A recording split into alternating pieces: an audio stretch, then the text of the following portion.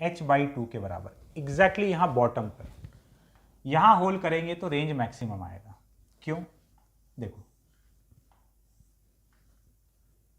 यहाँ पर होल करने से रेंज 0, और जब तक नीचे मिड पॉइंट तक आते आते रेंज बढ़ते जाता है। तो इसमें यहाँ पर होल करेंगे तो रेंज 0, नीचे आ रहे हैं तो बढ़ते जा रहा है बढ़ते जा रहा है। कहाँ तक बढ़ना था? अगर कंटेनर यहाँ तक होता 3h/4 तक, तो यहाँ तक रेंज बढ़ते जाता। तो यहाँ जितना पॉइंट्स अवेलेबल है, इन सब में सबसे ज़्यादा रेंज इस पॉइंट पर। जितना नीचे आएंगे रेंज उतना बढ़ते जाएगा। कहाँ तक? 3h/4 तक। बट इसके बाद तो कंटेनर है ही नहीं, तो सबसे ज़्यादा रेंज इसी जगह पर होल करने से मिला है। और वो मैक्सिमम रेंज कितना है ये जानने के लिए h का वैल्यू इसमें पुट कर दो। तो मैक्सिमम रेंज इज √4, छोटे h का वैल्यू रख दिए h/2 into 3h/2 minus h/2। तो इधर से ये हो गया 2h और ये h।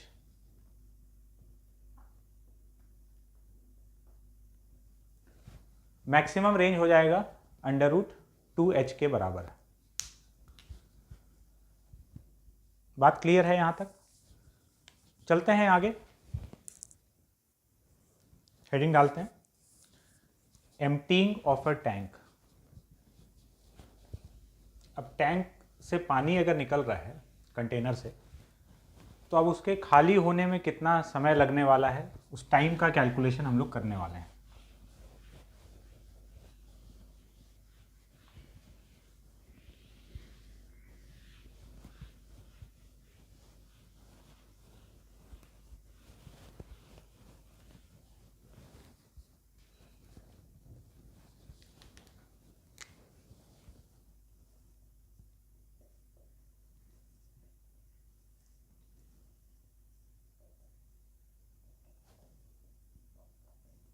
Emptying of a tank.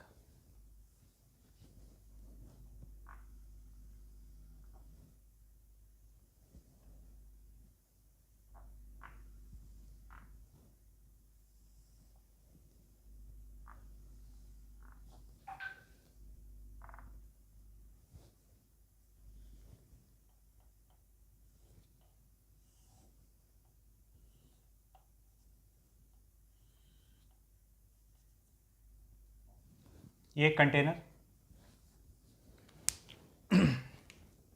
इसमें पानी भरा हुआ है कुछ h हाइट तक।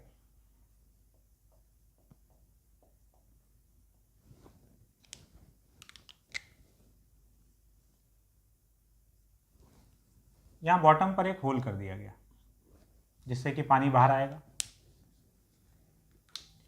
ये t=0 का सिचुएशन है।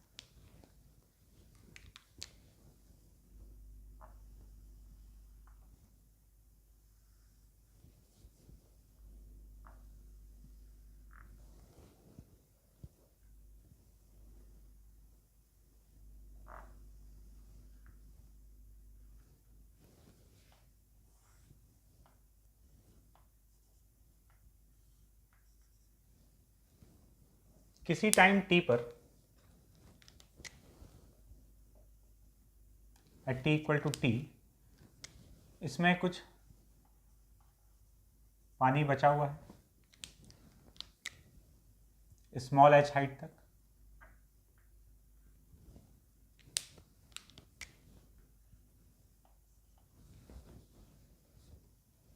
यहाँ पर v स्पीड से पानी बाहर आ रहा है, और वो अजम्पशन है कि ये जो होल का एरिया है ये बहुत छोटा है इसके एरिया के कंपैरिजन में। ए इसका क्रॉस सेक्शन एरिया हो गया और छोटा ए ऑरिफिस का एरिया हो गया, होल का एरिया। हम लोग को टैंक खाली होने का समय निकालना है। यहाँ v से पानी बाहर जा रहा है, तो यहाँ पर ये सरफेस v' से नीचे आ रहा होगा। ये वेलोसिटी बहुत कम होगा इसके कंपैरिजन में, लेकिन कुछ ना कुछ तो है। h कम होते जा रहा है, तो dh/dt को हम लोग माइनस वी डैश बोल सकते हैं। वी डैश क्या है? एच के कम होने का रेट। तो एच कम हो रहा है तो d H by D t negative होगा, तो d H by D t equal to minus v dash, ये सरफेस के लिए हम लोग बोल सकते हैं। अब हम इक्वेशन ऑफ कंटिन्यूटी लगा रहे हैं यहां पर और यहां पर,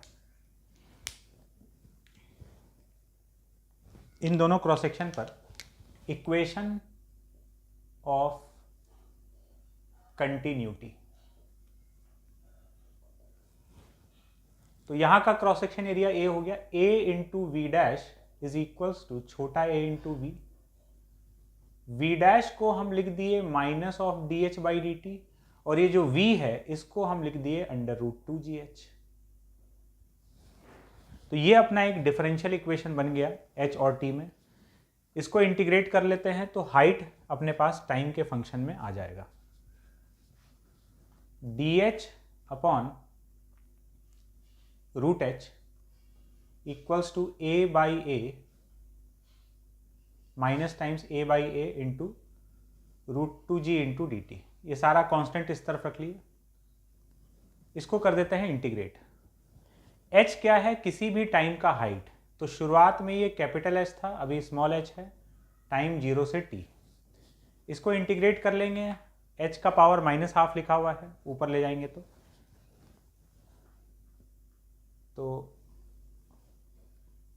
h का पावर माइनस हाफ है, तो n plus one upon n plus one from h to h is minus a upon capital A root two ji into T.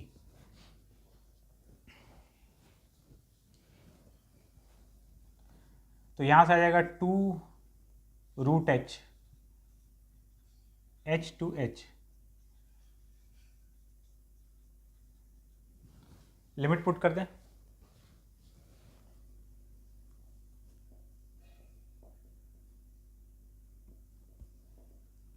Minus A upon A root two ji into T. तो t is equals to two, minus इधर ले जाएंगे तो ये हो जाएगा root H minus root H upon A by ए इधर आ गया और नीचे आ गया रूट टू जी। तो टाइम का एक्सप्रेशन आया A upon A under root two H by G minus under root two H by जी।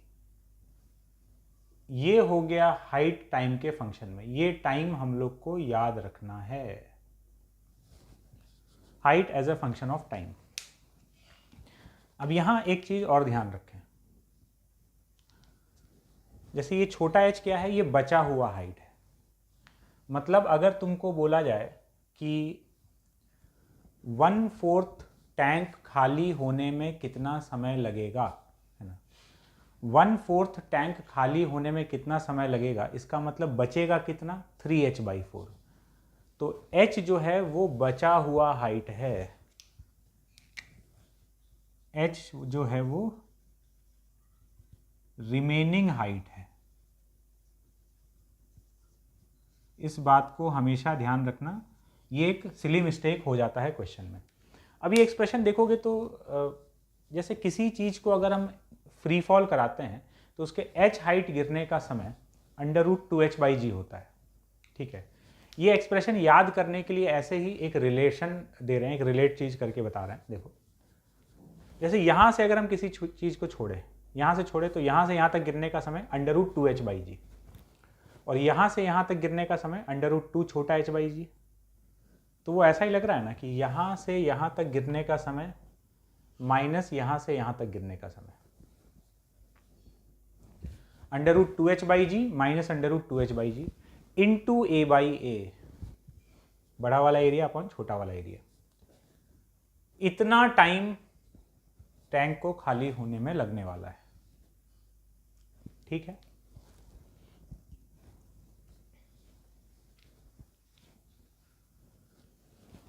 हटाते हैं इसको।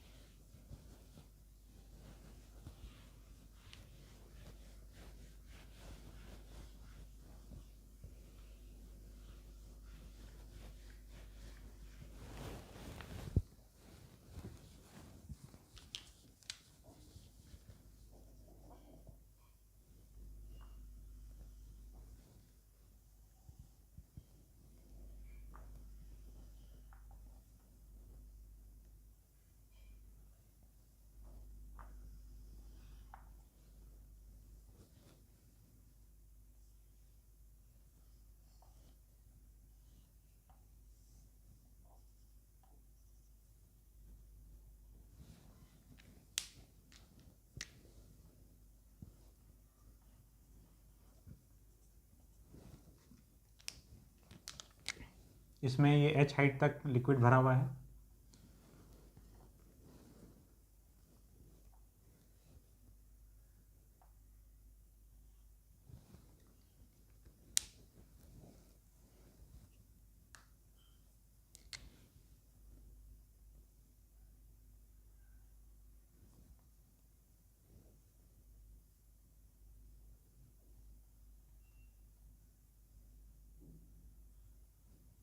यहां से मिड पॉइंट पर होल किया गया है।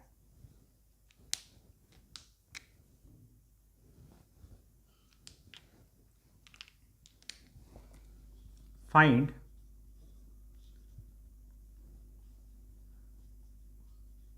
टाइम required to empty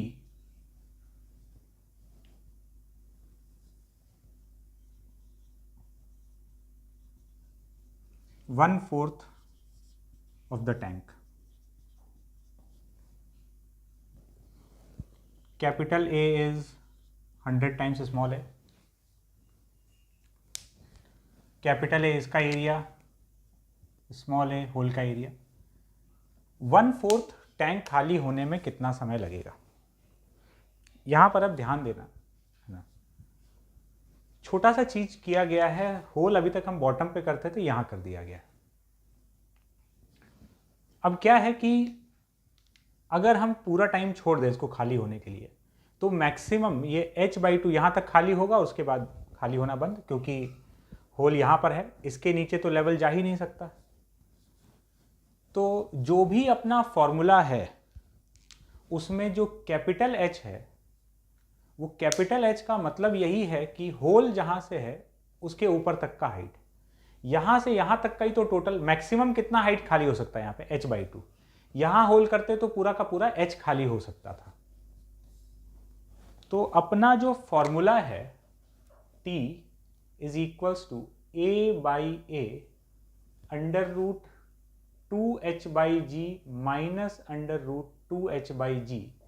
इसमें कैपिटल H क्या है, फ्री सरफेस और होल के बीच का गैप, फ्री सरफेस और होल के बीच का गैप।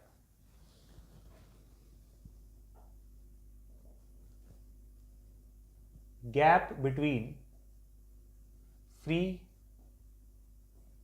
Surface and hole. और छोटा h क्या है, remaining height of the fluid above the hole. Hole के ऊपर कितना हाइट बचा हुआ है। तो इस हिसाब से जब 1/4 टैंक खाली हो चुका होगा,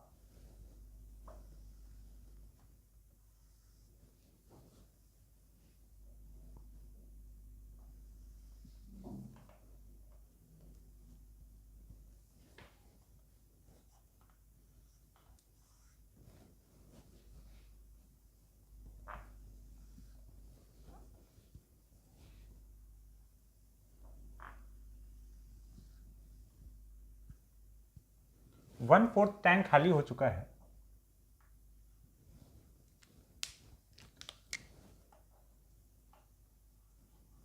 तो ये सिचुएशन बचा है, ये h/2 और ये वाला h/4।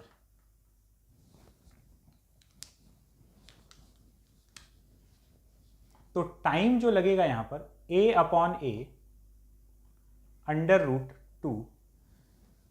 सबसे पहले तो ये h कितना है, होल से फ्री सरफेस का जो हाइट है ये h/2 था।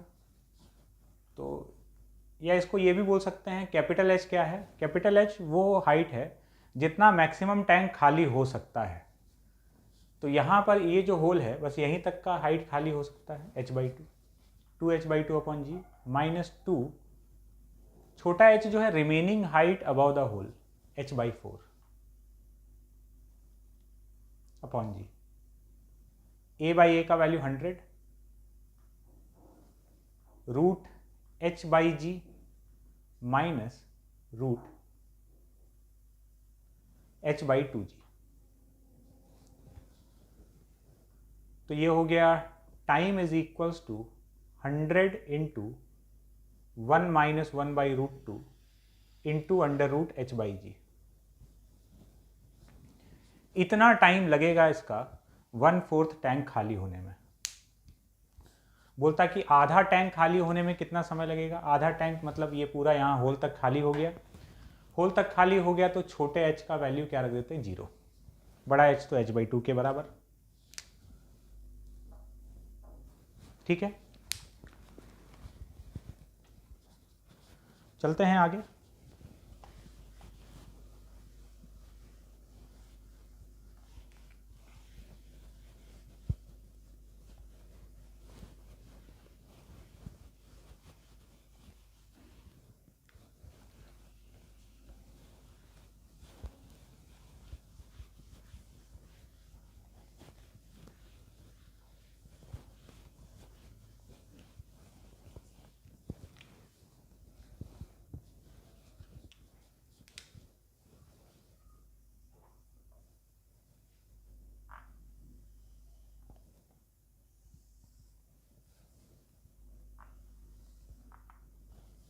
एक कंटेनर है, ये कंटेनर अभी पूरा खाली है। बॉटम के पास एक होल किया गया है। इसमें लिक्विड ऐड किया जा रहा है।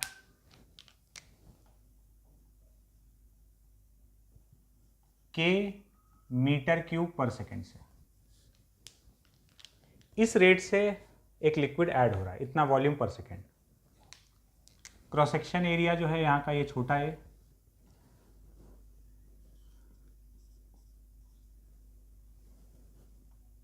इसका जो क्रॉस सेक्शन एरिया है ये बड़ा है। बड़ा A is much much greater than छोटा है। Find maximum height of the liquid in the container।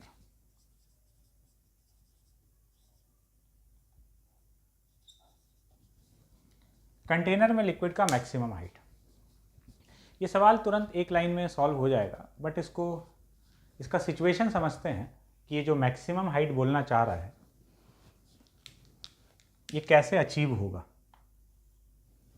देखो हो क्या रहा है, यहाँ के मीटर क्यूब पर सेकेंड से लिक्विड ऐड हो रहा है। तो लिक्विड ऐड हो रहा होगा तो यहाँ थोड़ा सा लिक्विड आया, जरा सा ऐड हुआ यहाँ पर, तो ऐड हो रहा है इस रेट से, लेकिन निकलेगा यहाँ का वॉल्यूम फ्लो रेट कितना होगा, एरिया इंटू वेलोसिटी। लेकिन ये वेलोसिटी तो अभी नेग्लिजिबल होगा। क्यों वेलोसिटी नेग्लिजिबल होगा? क्योंकि हाइट अभी लिक्विड का नेग्लिजिबल है और ये v तो √2gh होता है। तो अभी जरा सा हाइट आया है तो निकलने का रेट एकदम कम। तो वॉल्यूम फ्लो रेट आउट जो है वो वॉल्यूम फ्लो रेट इन से बहुत ही कम है। फ्लो रेट इन तो कांस्टेंट है, के मीटर क्यूब पर सेकेंड से लिक्विड आ रहा है, और जा किस रेट से रहा है, अभी तो 0 है, ऑलमोस्ट 0। आने का रेट ज़्यादा है, जाने का रेट कम है, तो लिक्विड का लेवल बढ़ते जाएगा। लिक्विड का लेवल बढ़ा, लिक्विड का लेवल बढ़ा तो कुछ हाइट आने की वजह से यहाँ वेलोसिटी बढ़ेगा और ये वॉल्यूम फ्लो रेट आउट जो है ये भी बढ़ने लगेगा। तो ये अब पहले नेग्लिजिबल था, अब उससे बढ़कर कुछ हो चुका है। इसका वैल्यू कुछ हो चुका है। इसका वैल्यू अभी भी वॉल्यूम फ्लो रेट इन से कम है ना। जिस रेट से बाहर निकल रहा है वो कम है जिस रेट से आ रहा है। तो और जमा होगा, और जमा होगा तो देखो लिक्विड आने का रेट तो कांस्टेंट है, लेकिन समय के साथ जाने का रेट बढ़ते जा रहा है। तो बढ़ते बढ़ते एक समय क्या होगा कि ये बाहर जाने का रेट अंदर आने के रेट के बराबर आ जाएगा। जैसे ही ऐसा हुआ तो volume flow rate in is equals to volume flow rate out. तो अब फर्दर हाइट बढ़ना बंद हो जाएगा और अब जो हाइट आ चुका होगा वही मैक्सिमम हाइट होगा। इसके बाद फर्दर हाइट राइज नहीं होने वाला है।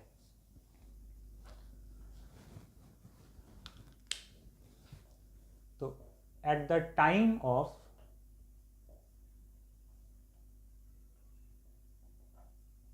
maximum height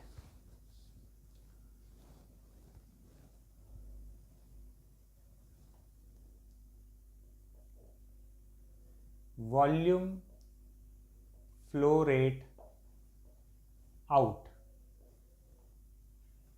is equals to volume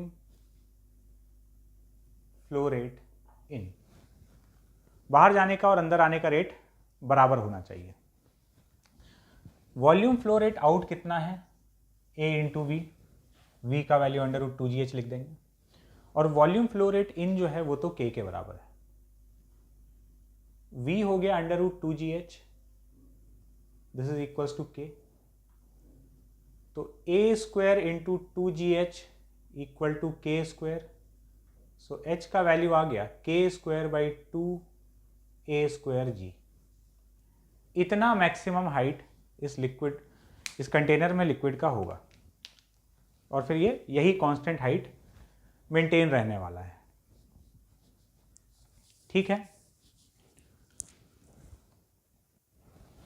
heading डालते हैं थ्रस्ट फोर्स।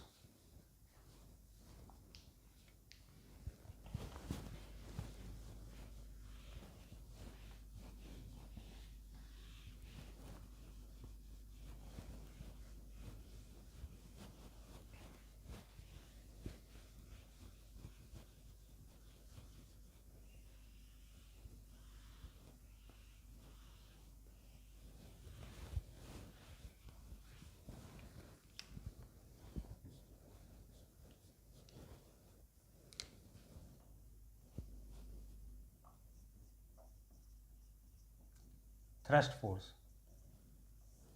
कंटेनर से जब लिक्विड निकल रहा है तो ये वेरिएबल मास वाला सिस्टम हो गया, और वेरिएबल मास वाला सिस्टम हो गया तो यहां पर एक थ्रस्ट फोर्स आ जाएगा।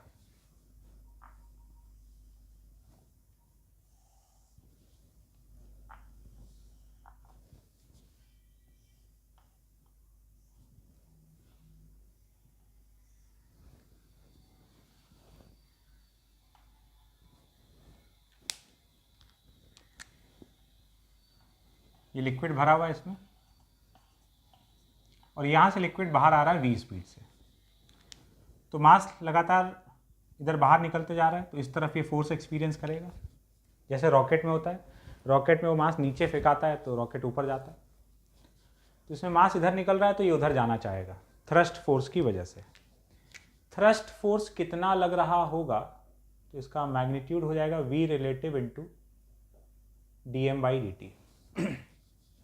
कंटेनर से ये v स्पीड से पानी निकल रहा है, कंटेनर का स्पीड 0, निकलने वाले मास का स्पीड v है, तो v रिलेटिव का मैग्नीट्यूड तो v हो जाएगा। dm/dt जिस रेट से मास बाहर आ रहा है, तो देखना dm/dt क्या लिखेंगे, मास पर यूनिट टाइम जो बाहर निकल रहा है, a इंटू वी, ये हो गया volume flow rate, volume per unit time जो कि बाहर निकल रहा है, into density mass per unit time, volume per unit time into density is mass per unit time. इतना मास पर यूनिट टाइम बाहर निकल रहा है, इन दोनों को यहां रख देंगे तो थ्रस्ट फोर्स का वैल्यू आ जाएगा ρ/a/v²। ये अपने को याद रखना है इस केस में थ्रस्ट फोर्स का वैल्यू। एक क्वेश्चन में इसको अप्लाई करके देखते हैं।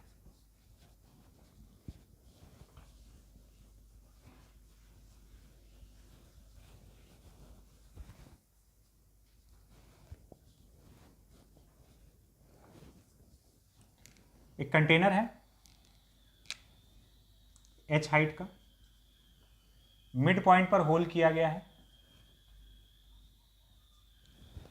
यहां का क्रॉस सेक्शन एरिया a, ये छोटा a, capital A is 100 times a, ये सरफेस स्मूथ है, कंटेनर जो है ये मासलेस है,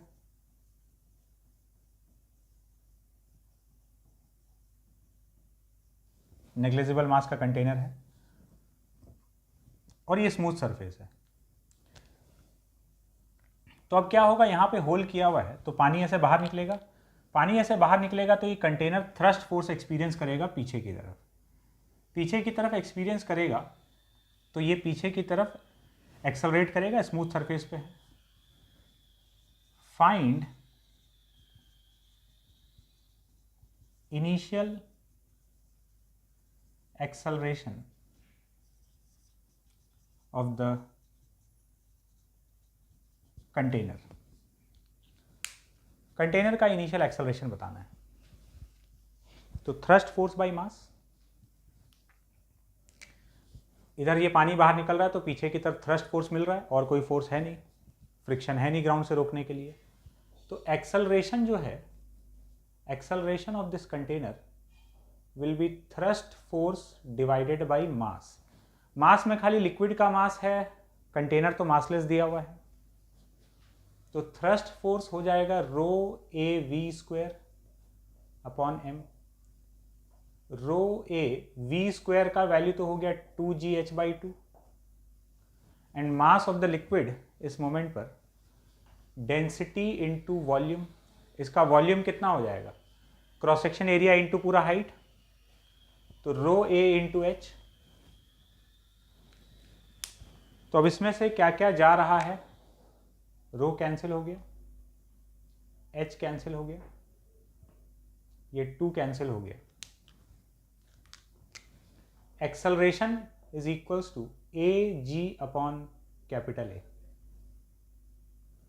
और ए बाई कैपिटल ए का वैल्यू यहां से देख लो 1/100 के बराबर।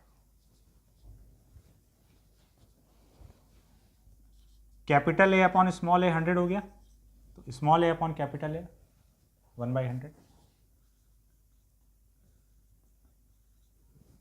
g/100 ये इसका इनिशियल एक्सेलरेशन होगा टुवर्ड्स लेफ्ट। ठीक है।